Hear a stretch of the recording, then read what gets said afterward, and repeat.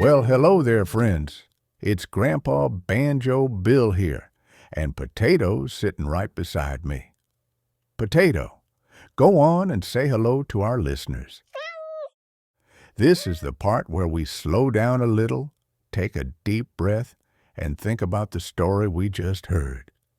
Now it's time for us to pause and reflect on what we can learn from Periwinkle's adventure, and what tools we can tuck into our own tool belt for life. We just finished reading about young Periwinkle Elsie Strebbles, a proper little girl with very big feelings.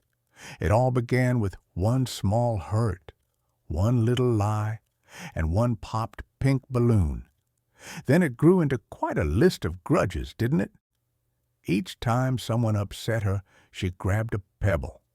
One pebble turned into a pocketful, and a pocketful turned into a heavy sack on her back. Her grudges grew heavier and heavier until even playing with friends became too hard. Sometimes feelings work that way. A hurt we hold on to can start to feel heavier the longer we carry it, and the weight doesn't just stay in our pockets, it settles in our hearts too.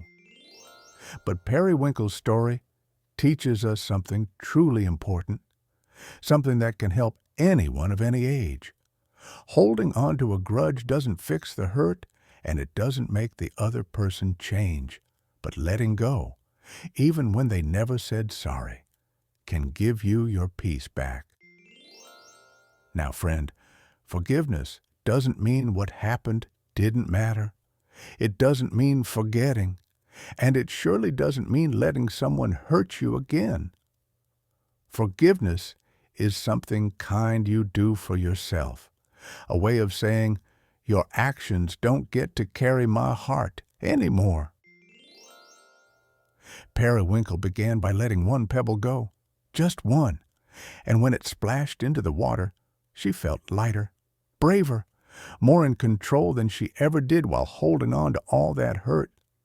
So she let another go, and another, until her whole burden had lifted.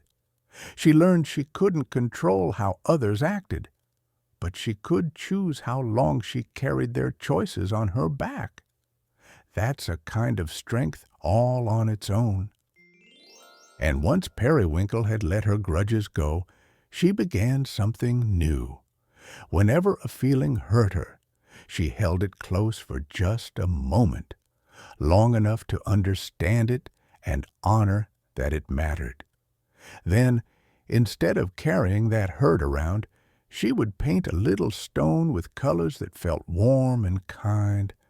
It was her way of saying, I felt this, and now I'm choosing something beautiful instead. She kept the colors, not the pain, because that was something she could control. So if you ever feel a grudge pebble in your pocket, a tight feeling in your chest that makes you want to hold on to the hurt, you can remember Periwinkle's lesson. You can pause, take a breath, and choose what brings you peace.